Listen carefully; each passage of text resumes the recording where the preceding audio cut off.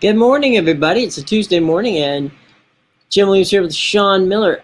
Sean, we've waited a long time, my friend, and now we're down to the semis. And Yeah, this one should be pretty interesting today. What do you think? yeah. Both. The game today, Croatia and Argentina. It's pretty. Looks pretty straightforward. The game tomorrow looks pretty straightforward. They're not. I don't think. Both of them are going to be straightforward. I think there's going to be some twists and turns. I think there's a bigger likelihood that the game today is like that. Obviously, 8 of 9 Croatia games now have gone to extra time. So I think there's more of a chance that game goes to extra time. I'm not sure how good this Argentina team is. I know they're obviously very good, but I think there's some goals that can be had, against them, depending on who plays in that back four. Obviously, if Licha Martinez plays, they're a lot better, in my opinion, but coach doesn't seem to like him. So, I think Croatia has a really good chance here. The keeper's playing really well. Obviously, Luka Modric is one of the best midfielders ever.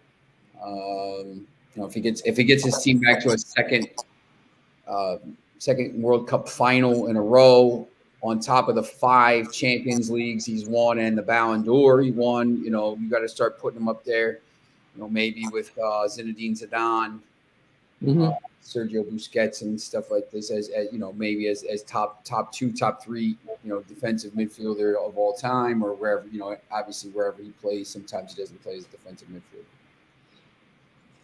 Let's break down today's game. We got, two teams that do not play anywhere near the same style.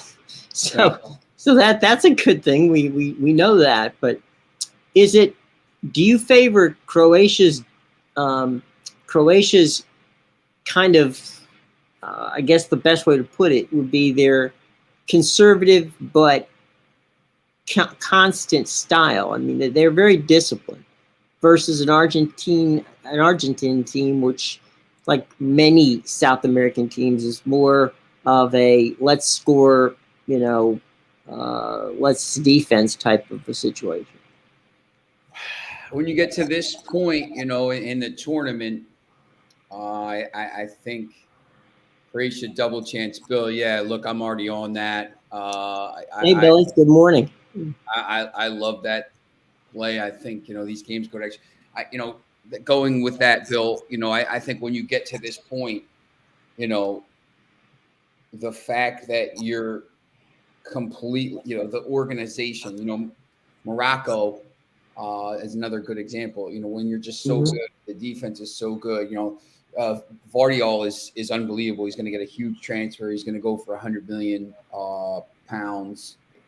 Maybe in the winter, maybe in next summer. He's a monster. He's won himself a lot of. He's got a huge contract out of it. He's got his team a lot of money as well. Livakovic has been fantastic. He's gonna sign with somebody. If you can play organized and slow the game down and just play that way, it limits the other team, and you don't necessarily listen. If you don't give up a goal, you don't necessarily need a goal to win the game. So that's Croatia's kind of been. There are times, at least what I've seen of Croatia, and I've seen pretty much all their games. There are times they do a pretty nice job of playing keep away, and that's. Go ahead. Yeah, Modric is unbelievable. I mean, Brozovic is good as well. But every day, Modric comes. He just shows you just how good he is. And it'll be interesting to see, how Argentina, they played. They tried to match with Netherlands last game, 3-5-2. They played the 3 defenders, and Martinez did come in there. When you look at the possible starting lineup today, it looks like he's going to go back to a 4-3-3. I guess Di Maria will probably play this time. Do they have the starting lineups projected yet, or is that not up yet? Let me take a look.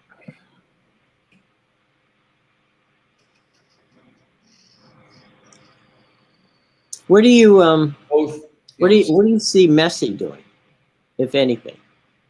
I mean, he'll be kind of just roaming around and doing what he does. Looking for an opportunity. Looking for little pockets of space. Yeah. I mean, basically they have both the predicted lineups I've seen. Argentina has basically been the same. Di Maria, if he's healthy, will play. Messi and Alvarez. Messi has a false 9. Rodrigo De Paul, Alexis McAllister, and Enzo Fernandez will be the midfield. The outside backs will be Molina and Tagliafico, probably Otamendi and Romero start, but I think that's a mistake. I think Licho Martinez is better equipped, but he seems to like Romero and Otamendi better. Obviously, Martinez is starting to go. Both these teams basically pick themselves at this point. Like I just don't know who else would come in for either team. There no one's on it. No one's on a card here. And both teams are basically fit. It looks like Croatia's really the most fit team probably left. Obviously France is pretty healthy for the teams they have there. Sean, what do you think of first half draw? Yeah, I think that's probably a decent play. I didn't see the odds on it. Hold on, let me take a look here. I think, Bill, it minus 110, something like that. Is it Mike? So they're Vegas thinks that there's a very good chance of a draw at half. This line's actually gone down a little bit. Argentina is now minus 114. I saw them at minus 125 yesterday. The draw is plus 230. Croatia is plus 400. Double chances. Basically, Croatia and draw is even money, which I think is should be higher than that. But basically, for me, if you're betting this game, it comes down to, do you want to take Argentina or Croatia and draw? Because it's the same price. So you either have 2 of the outcomes or 1 of the outcome at the same price. Basically, 2 of the outcomes is actually a little bit better price. So knowing that Croatia goes the extra time 8 of the last 9 tournament games, and knowing that they were in the final last time, and knowing all this stuff, and then knowing you got Messi on the other side, you can either take 2 outcomes or Argentina 1 outcome at the same price, and you just have to say which one offers me better value. To me, it's Argentina, it's Croatia and the draw, just because of all the stuff that goes along with it. I mean, look, Croatia could win this game. I'm not, they're in the semifinal and they went to the final last time. They beat a very good England team in the last time they were in the semifinals. That probably was better than them, but they outcoached them and outplayed them. It seems like said that a lot, but to me, that offers you decent value. I think. It's hard. This game is really I'm convinced I know the outcome of the other game. We'll talk about that tomorrow, but this one I just could play out 100 different ways. I wouldn't be stunned. What I like is the discipline of Croatia. Yes, they played this way. They have a history, as you just said, of knowing how to play this way. They practice to play this way. I just, when whatever sport, be it, soccer, international soccer like this, be it football, be it baseball, basketball, whatever, the teams who have the discipline, the teams who understand this is what we do and this is how we play, normally are the teams that win. And I don't know that Argentina can score on anybody. So there's that. And I see that 100%. But, I guess the key here is for what we know is going to be more than 90 minutes. Can Croatia basically play keep away or certainly play defense well enough to keep the game either tied or, if they do get a goal early, which I don't think they're going to do, but if they did, basically hide the ball for 45 or 50 minutes. Here's the other thing too. Like, everybody talks about Messi, but if you go back and you think about what Messi's done in, late in tournaments, in the last, in 2014, obviously they lost in the final. As Gonzalo Higuain should have scored there in regulation, but Germany beat him in extra time, but didn't score. He really didn't do anything in the other game. The game before that against the Netherlands in the semifinals, was 1-0 in extra time as well. So,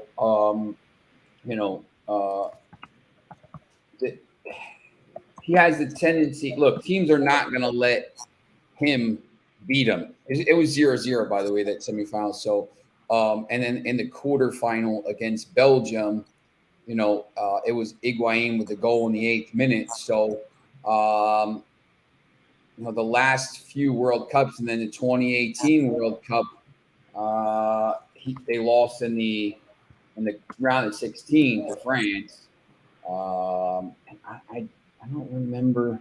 I know he did something in that game. It was the first game. It was crazy. He did not have a goal in that game. It was Di Maria, Mercado, and Aguero when the game was over. Kylian Mbappe, that was the game Kylian Mbappe announced himself as the best player, So, he hasn't had the greatest of games in these games. Is he going to have that moment today, against the midfield that's going to be playing to shut him down? I don't know. Maybe Julian Alvarez is, would be the guy if Argentina scores, but there's so much stuff here looking at it. Argentina is now down to -1 away. So they're getting closer. As the game gets closer, it's getting closer to plus money. So maybe some money's coming in on Croatia. Croatia in the draw. I wouldn't be surprised. Yeah, look, once again, I just, this tournament, some of the betting lines have been weird to me looking at it, and when you're watching the Premier League all the time and it's week to week and you kind of know what the lines are going to be before they come out. With relative, rounds, whatever, if you watch enough games, like here, there's just been so many games where I'm like, I don't understand the line. And then the game plays out and it's just it's played out weird. So, to be honest, I don't really love the game. I'm going to watch it. I think it's going to be a fascinating game to watch. But as a better I would take Croatia and draw. But once again, this is hard to call. It's, to me, much harder to call than tomorrow's game.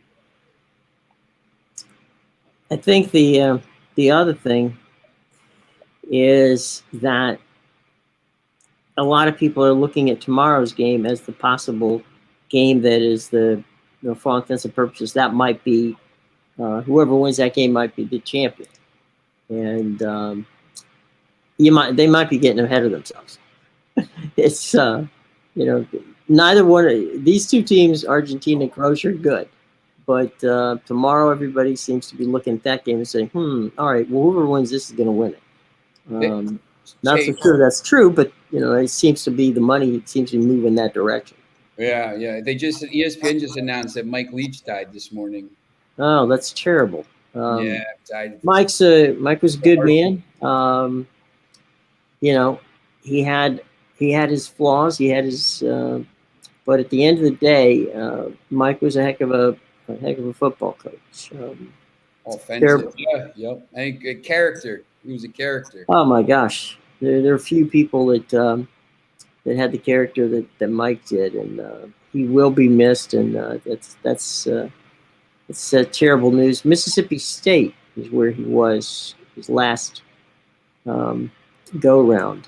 I know he had heart problems. Yeah. If you knew Mike, the guy who who I would kind of say that Mike reminds you of it from a basketball standpoint was Rick Majerus. Rick was also of the same kind of ilk.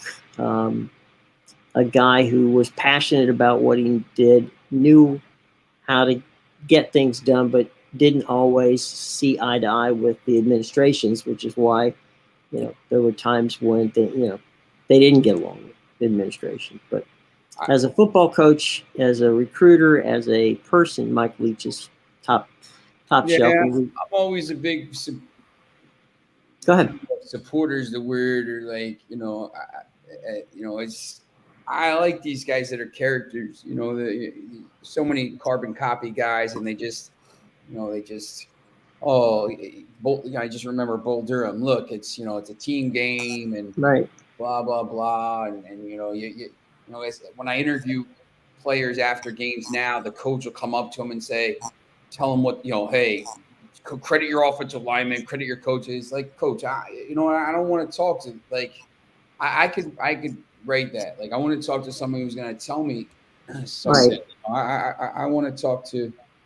Well, I had the pleasure of coming in the late 1970s, and the first deal that ESPN had was Big East basketball, and you had John Thompson at Georgetown, you had Boeheim at Syracuse, you had Rolly Massimino in Philly, you had Rick Pitino at Providence, you had who am I missing at St. John's? What's that guy? What the heck's the guy's name? Carnesecca. Oh, Carnesecca, right? Carnesecca, with all of his different sweaters. You had characters. I mean, those guys were characters, and you certainly had no problem after a game was over, going and and certainly during the game and after the game, coaches, players, the whole routine was pretty amazing. And you in Philly there had, he wasn't in the Big East, but John Chaney, my gosh, what a character John was at Temple. So there was some East Coast, coaches that were a lot of fun to hang around with. And they weren't those kind of guys who gave you the pat answer. Some of the times they gave you answers you didn't want. Some of the times they called you an absolute moron. So it was, they were not shy. Let's just put it that way. You got, the old question was, the old thing was, don't ask them a question if you don't want an answer, because they're going to give you an answer. But, to your point about coaches and people, basically doing things, I can remember Steve Carlton when Steve was playing for Philadelphia. I remember Steve Carlton in spring training giving out a typed list of answers and said, "Here, just use them during the season. Plug them in wherever if this is the question you ask, this is the answer. Just don't come to me. I don't want to talk to you. But here's your answer in spring training. I'll give it to you." So that was supposed to be good for the whole season. You miss characters like Mike Leach. I mean, you just don't get a lot of characters anymore, and that's a shame, because that's what sports is. Nothing if not stories, right? I mean, it's a history. It's a fun thing. It should be fun, and it's the history of the game is told through stories. I mean, you and I have the luxury of being people whose job it is to tell those stories, and you hope that you have some people who stories you can tell. I mean, I go back to the John McKay days, and John was fantastic to be around, but I also was around guys like Jerry Glanville and Deion Sanders and people like that. These are people who, they're characters. They create stories, and I mean that in a good way. They create it because they're the history of the sport, and we will miss a Mike Leach, because unfortunately there aren't that many guys left anymore who don't mind telling you what the hell they think. That's right. And they're few and they're far between. But well, rest in peace, Mike Leach. Quite the character, and unfortunately, things didn't sound good after he had that heart attack over the weekend, and you know, it it was clearly. I think someone had just told me he was going to retire after the year just because of his health. I mean, Well, he had. And there's no question that one of the issues around the possible hiring of Mike Leach, even at Mississippi State, was they were concerned about his health, and clearly it panned out the wrong way, and we're certainly sad because that's and we had Grant. We lost Grant this week too. Great soccer writer. Yeah. And, good human being, and it's been a terrible year or two here. We've had through COVID, we've lost a lot of people, not just famous people, but family members and all that. So it's been tough time. So rest in peace, Mike. You were fun to be around, and we just hope that his family and his those who know him remember all the good things and hold those things dear, because you never know what's going to happen, when it's going to happen. So anyway, sad news, but hopefully for Mike and his family, Mike's family will know that he was loved by a lot of people. That's right. So now from the serious back to the to the interesting, from a standpoint of the interesting, to keep what's going on. Any predictions on today's game, or you want to save that for a little bit later? No, I think it goes to extra time, and I don't know. I have a little feeling. I don't know. I think Croatia could get it done again. I think this could be in penalties. I'm not really sure, but I think it could be Croatia again. I would be stunned. Argentina is the better team, but Argentina is the more talented team. Sorry, but the more talented team doesn't always win. So, actually, the history sometimes shows that, especially in these tournaments, that the good team or the best team doesn't. We have a lot of people, pointing fingers and wondering, well, okay, what happened to that team? And so, there are issues when the best team, quote unquote, doesn't win. And right. Yep. It'll be interesting to find out, and we'll know about 4:30, 5 o'clock this afternoon, who will be in the final on Sunday, whether it's Croatia or Argentina. And either would be a good result. There's no question. Yeah, correct. So let's talk a little bit of college basketball. This is a real crazy year for college basketball. This week on Saturday, okay, you got number 4 Alabama taking on number 15 Gonzaga in Birmingham. You got Alabama playing. Then they play number 6 Tennessee. You got 9th ranked Arizona against Kansas, who's 8th. And I'm sorry, Kansas. Let me start that again. Number 4 Alabama faces number 15 Gonzaga in Birmingham. Alabama is number 6 in the country. I'm sorry, number 4 in the country. Number 6 Tennessee is at number 9 Arizona. Number 8 Kansas hosts number 14 Indiana. UCLA faces number 13 Kentucky in the tournament that is at the Garden this weekend, after playing number 20 Maryland on Wednesday. So it was a big week for UCLA, man. They get 2 top 20 teams, back to back.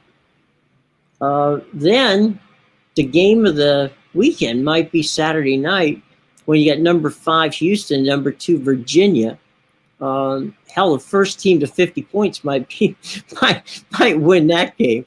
Right after Alabama stunned Houston the other day. Yeah, Houston's 9-1. They've got the best scoring defense in the country, holding teams to 49.7 points per game. Field goal defense is 33.8.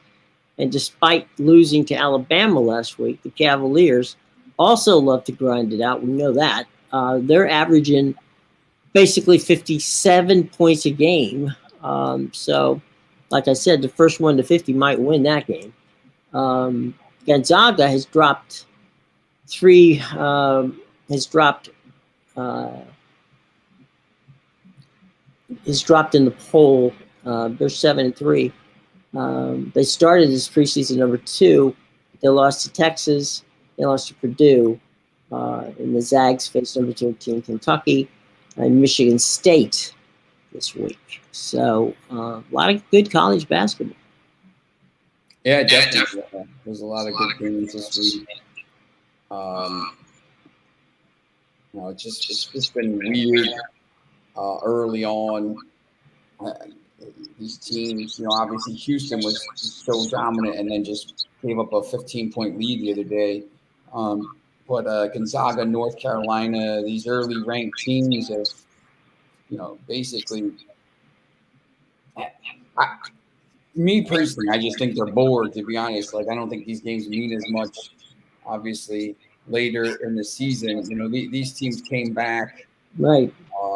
And they're ready to. They're not really worried about this stuff right now. I think Gonzaga clearly it was 3 losses, and 3 blowout losses. 2 blowout losses and 1 point loss to Baylor, but they only beat Kent State by 7. I just think these teams these super teams that are back. I kind of just think they're a little bit bored right now because they know these games don't really matter. It doesn't really matter where you're seated when you go to the tournament. If you're this good, you're going to win the games like North Carolina last year. So, some of it is a little bit of boredom, I think.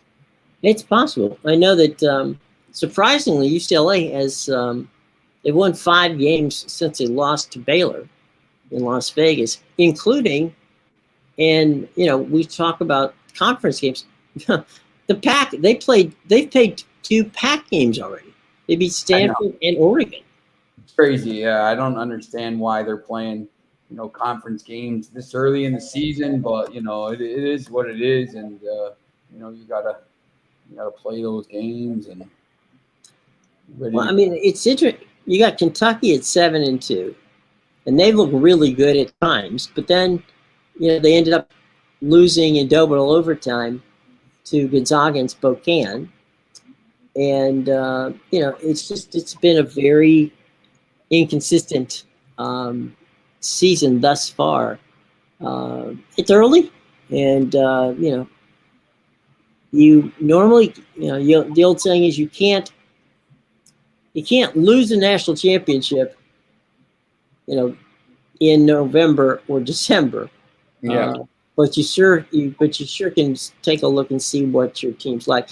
And I'll tell you what, and again, it's way too early to make prognostications, but Houston has looked. I don't think I've seen Houston look as good as playing the way they are since Guy Lewis coached the damn thing. Yeah. Obviously, Final Four team 2 years ago, went to the Elite 8 last year. They're very good. Can they win 6 games in the tournament? Yeah, maybe at this point, they just play. They play so tough on both ends of the court. They're one of the teams I think could do it. Obviously Virginia as well. That's why that's an interesting matchup this early in the season. To see this weekend. Well, you follow Carolina. That's your team. Yeah. Who's the class of the ACC this year? I thought it was North Carolina, but maybe it's Virginia. I don't know. It's just North Carolina is. Once again, I think by the time the ACC play starts, I think it'll be different. I mean, well, kind of ACC players really kind of already started, but I think North Carolina's already has a loss in that. But they're 1-1. They've already played two. It's ridiculous that they've played 2 games already. It's only December 13th. Usually you don't play those games until January at least. Yeah. Virginia, Miami, Virginia Tech. Miami's 10-1. Virginia Tech's 10-1. Miami's got Isaiah Wong, who I know he played at Notre Dame high school as a freshman and sophomore here. He's very good. He'll be playing pro somewhere. It's interesting. Jim Larinaga has kind of found found a second life at Miami. Yeah. I mean, he had that great team that people all remember as the Cinderella team at George Mason, which parlayed him into the deal at Miami. And then he went down there and just, he made tournaments, but he didn't particularly make a mark. And now he's starting to use that portal as a way to rebuild that team. He's using the portal, and he's also using the billionaire money that's behind it, and the NIL stuff. The NIL stuff. As a interesting thing there. I know Florida State was supposed to be pretty good. They're 2-9. They've had some crazy injuries. Louisville's 0-9. I mean, terrible. I don't know what the hell happened to that team, but you got a mix of teams: Clemson, Pitt, Syracuse. This league is just so brutal. They'll beat each other up. The Big 12 obviously is really good. They've had the last couple of national champions. It's just there's just so many decent leagues that the SEC has become now a power league. Right now they have 6 teams ranked. Kentucky's 13th, and they're 7-2 in the league. Mississippi State's 9-0, Arkansas is 9-1, Missouri's 9-1. Haven't really played a lot of teams yet, but back in the day, when I was growing up and going to school, and I mean, the SEC was a football school, and all of the kids that played basketball in Florida, Georgia, and elsewhere went to the ACC or went to the Big Ten, or they didn't even think about playing basketball in the state. Obviously you had guys like Maravich and folks like that who were fantastic, but and Kentucky was always Kentucky. But in the SEC, they didn't play. But now the SEC have gotten basketball coaches and people that are good at it. And for the past couple decades, they've had some relatively good teams. Won national championships. The interesting thing to me, you're talking about conference realignment. You're talking about the Big 12. Houston's going to be in the Big 12 next year. Yeah, and that's Baylor and Houston. It's not a long trip from Waco to Houston, but that's going to be some wild stuff. Let's see, Cincinnati's going in there, and Cincinnati's always had a history of playing good basketball. UCF's going in there. They're not a good basketball team, but they're not a bad basketball team. They're pretty much middle of the road. But Houston and Cincinnati to become part of the Big 12 just takes a good basketball league and makes it a little better. Yeah, exactly. I mean, I'm not a big fan, frankly, of realignment because I think, John Swofford, when he was at the ACC, I think he destroyed. He basically tore the Big East to pieces, and I don't think it helped the ACC at all. I mean, he's got Miami, Pitt, Boston College, and Virginia Tech, I think, all were the big, and West Virginia. Yeah, it's just interesting with that league, that I think the Atlantic coast, they really kind of, Pitt's not really on the Atlantic coast, but either Syracuse, Boston College is and stuff, but because they got those teams, Notre Dame obviously was a big get.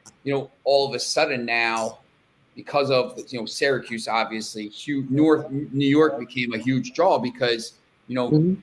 Miami. Half of University of Miami is from New York and New Jersey. It's the same thing Right. as Maryland. The University of Maryland, half the school that Yeah. goes there is from New Jersey. So they got these teams up and down the coast, and now they were able to put the tournament in New York, which was, I think, Mhm. real big for them. They complain about it sometimes, but they were holding, when it was in North Carolina every year, they were like, well, why don't you just hand the trophy to North Carolina or Duke or Wake Forest when they were good? But now it's North. Well, You have it in New York, or you have yeah. it where it's kind of gives everybody a chance. I know that Gary Williams, Gary and I used to talk all the time when Gary was coaching at Maryland, and to your point, Gary kept saying, "I hate playing basketball in the ACC," and I'm like, why? He goes, because everything is leans to the Carolina teams, because we end up playing the damn tournament in Greensboro every year. I know. Because I get sick of driving. We have no advantage. He goes, Carolina. We might as well play Chapel Hill. Because the whole routine. And Gary was instrumental in their move to the Big Ten. He had been for many years, as you remember, coach at Ohio State, and so Gary, along with Wallace Lowe, who's the president of at that point was the president of Maryland, decided, okay, well, they made the invitation, we'll take it. And what happened, the addition of Pitt and BC and Miami and those schools, that all was football. That was John Swofford getting football, and it had absolutely nothing to do with basketball. And the irony was that when they started doing the basketball in New York, the tournaments in New York, Maryland had left, and Rutgers was no longer, had flirted with the ACC, but they weren't there. So it's good for the league to have a tournament in New York, but I don't know that it actually helps Syracuse or BC in any way, shape, or form. Been a long time since Syracuse or BC has won an ACC tournament. Although Syracuse just won the national championship in soccer last night, so yeah, penalties. And if I'm not mistaken, what was it, UCLA and UCLA won it in the women's side? Was it UCLA that won it? I think they beat North Carolina. It was on the weekend. Did they? I'll look it up. I should have known it before I asked. That was not. It's the old proverbial: don't say something if you don't know what you're talking about. Yeah, 3-2 UCLA. Yeah, they beat North Carolina 3-2. How about crazy? North Carolina beat Florida State 3-2 in the semi, and then lost 3-2 in the final, which is This holiday season, give your family the gift that keeps on going. Click on that. Oh, the commercials. How about that? An ad started playing. But yeah, Bill shot at plus 120 is good. I like that, Bill. Sorry, I didn't get to tell you that earlier, but yes, I think that's a pretty good play there. So it's 120 for simply a shot on goal, not a goal, but a shot on goal. Has to be on target though. So in soccer, if it hits the goalpost, it's not on target because it's not going in the net. This is the problem. When you do. It's a prop bet. Yeah. So when I go cover these high school games, they'll be like, "Oh, we took 17 shots today. 17 shots." I'm like, "No, you didn't. Like, it went out for like a throw in. That's not a shot." I said, shot on goal means it has to be going in the net. Like if it hits the post, it's a shot. It's not a shot on goal. It's the same. I think hockey's the same way. Right. It has to be between the pipes. Yes, it has to be going into the. If it's not going in the net, it doesn't count. Right. So If a shot on target, it counts as a shot, not a shot on target. if it strikes the iron anywhere, it's a shot. It's not a shot on goal. And Yeah. so, if the goalkeeper himself does not stop it, it is not a shot. It can actually, that's not true. It can bounce off a defenseman's puck, a skate or body or something, but they have to be standing in front of the goal. So yeah, I've sat with next to some scorers at at arenas, and they sit there and they look at it, and they even go into replay sometimes and look at it on replay to see where the shot was. Yeah, that's right. So it's got to be a direct shot. Hey, there's Foxy. Foxy, how you doing? Good to see Hey, you. Foxy. Okay, or a keeper saves shot, even if it's going wide, it's a shot on target. Well, if the keeper gets his hands on it, yeah, they can. That's a counted shot. That's So, see, we've got some very smart people here, Bill and Foxy and the gang. They keep us honest in that regard. I just somebody was asking me if we wanted to talk about if we talked a lot about the NBA and the NHL. I said, we haven't even, guys. The season hasn't even been a month and a half old. I mean, it's we'll talk about it if you want to talk about it, but what are we going to if we were strictly a gambling show, then maybe we would talk about it, but that's not really where we are at the moment. So all you need to know is Boston is good in the East, and out West, keep your eye on the Pelicans. Yeah, that's right. Zion finally is living up to his,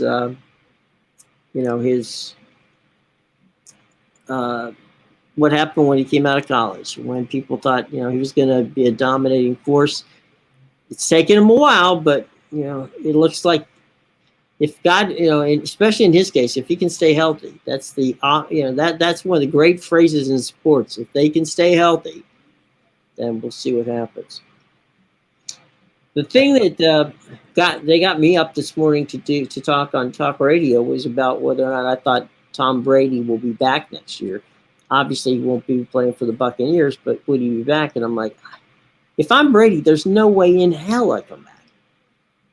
No, he shouldn't have gone back anyway.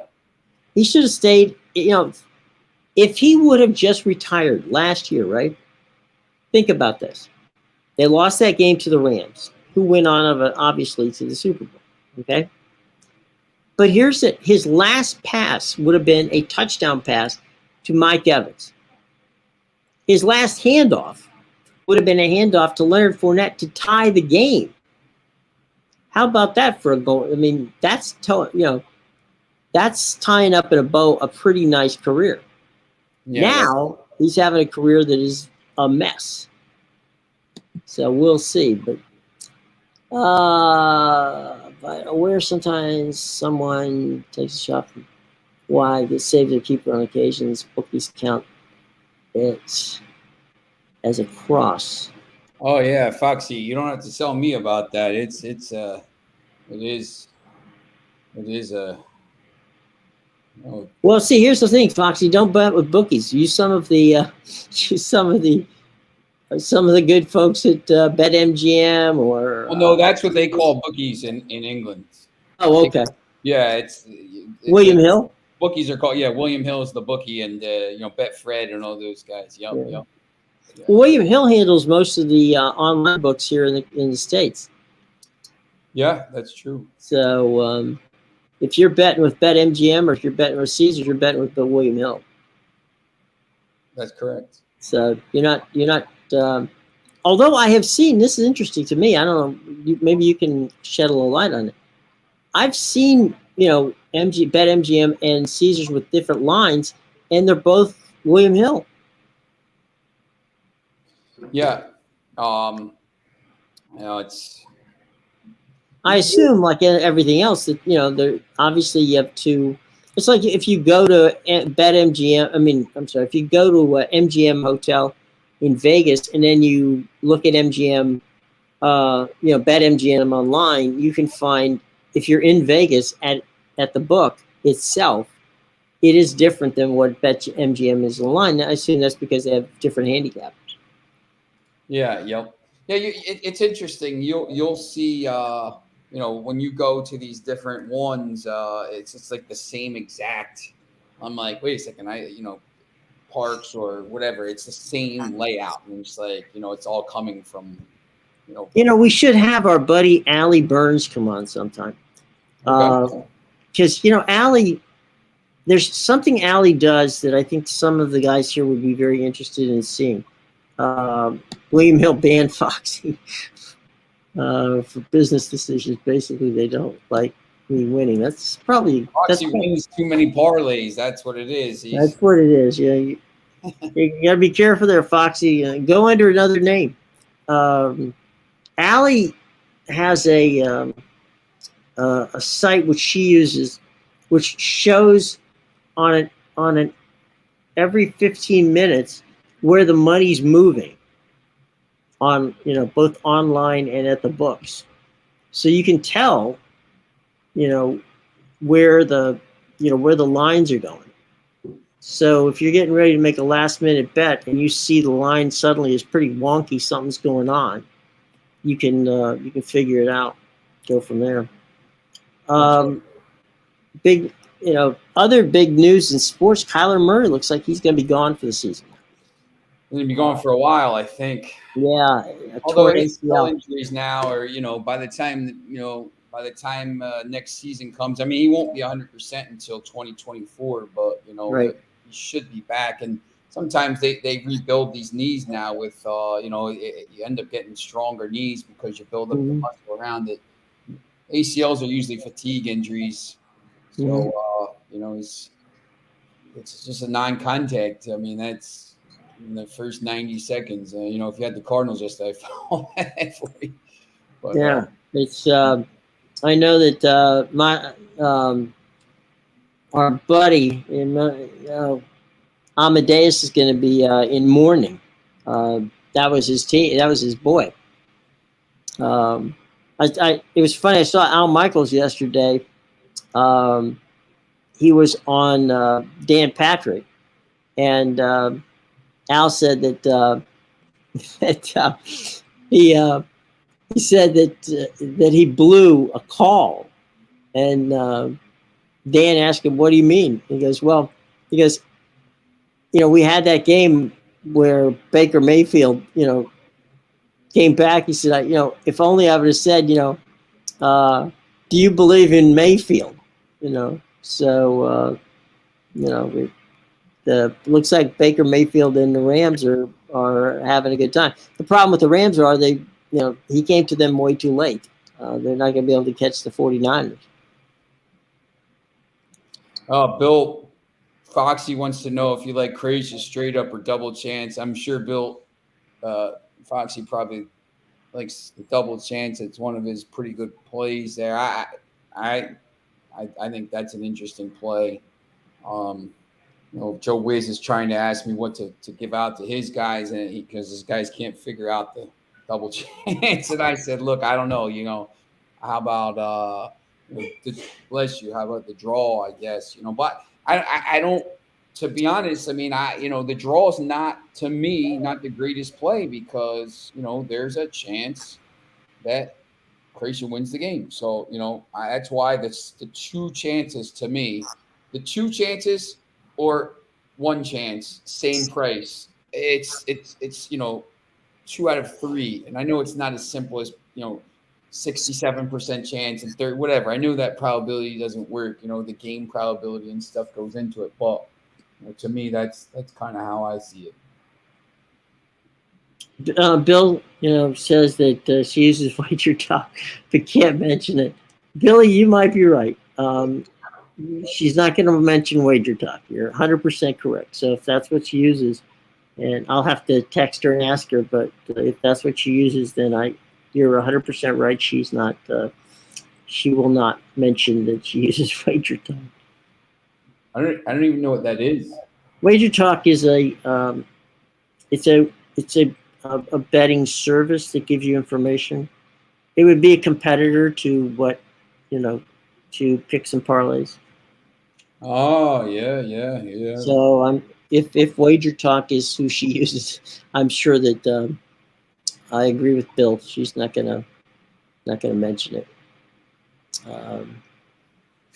Yeah, they don't let us pick soccer on there. They didn't give us the chance to pick any World Cup games. I was very upset about. Well, that is their loss. Yeah, well, I'm off it. I have Argentina to win the World Cup outright, but really wouldn't be surprised to see extra time again. Yeah, Foxy. Obviously, if you have Argentina to win it, I have France to win it. So I have France too. I backed France before the tournament at plus 800. When once again, I couldn't understand. I talked about this last night on By the Book, and why, by the way, we'll be on an NBC in Washington, D.C. Oh, I'm not supposed to say that, but we are. We'll be on NBC when on NBC in DC next week. Sorry, next week. So we'll oh, really? Okay. Yeah, I'll have a write up about it later in the week, but so maybe keep it under wraps right now. But I talked on there last night about Brazil was plus 375 and France was like plus 800 or plus 750, and I just didn't understand why the odds for France were double the odds of Brazil, because when you compared the squads, even with the players that were hurt, when you compared the squads, I thought the squads were even. Brazil, in the paper, I took Brazil to beat France in the final, but I bet France because I said there's better value here.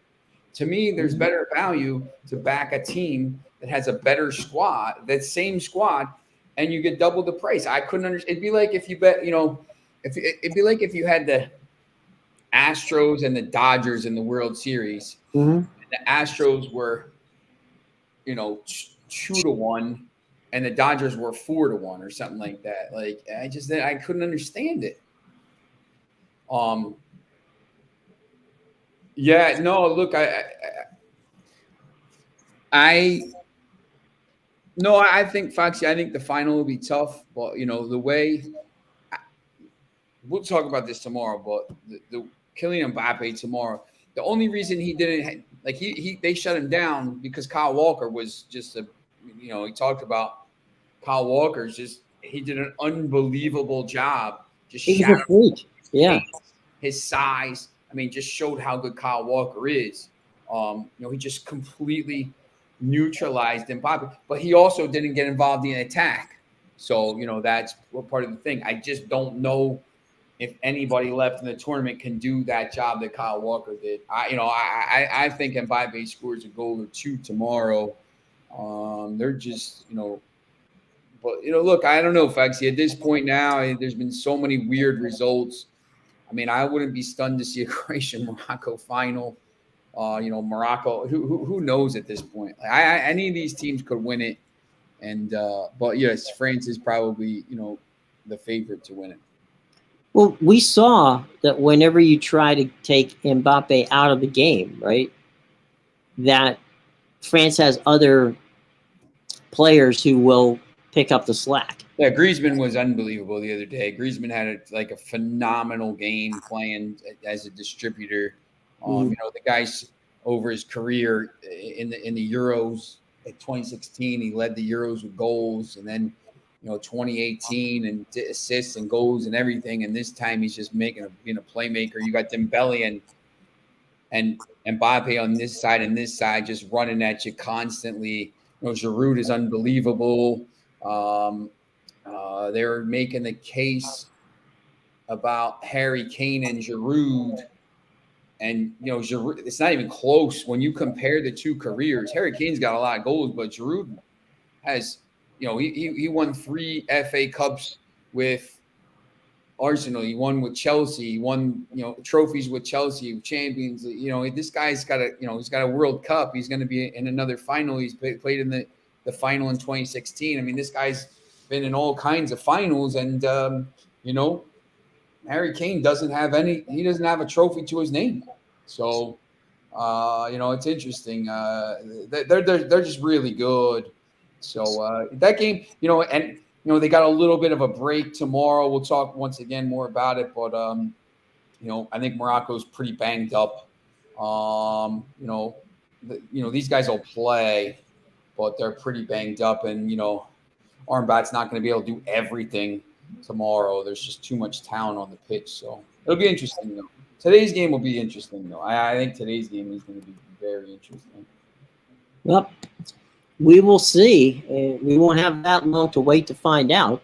2 o'clock Eastern time will be the kick. Local time 9 o'clock in Qatar. And I will say this, and we will talk more about it later. But you know, I know that there's all kinds of you know, issues with the country, and I get all that and all the political side of it. But from a running a tournament, I think they've done a nice job of running a tournament.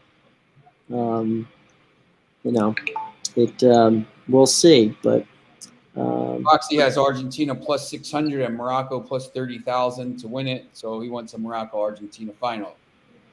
Yeah.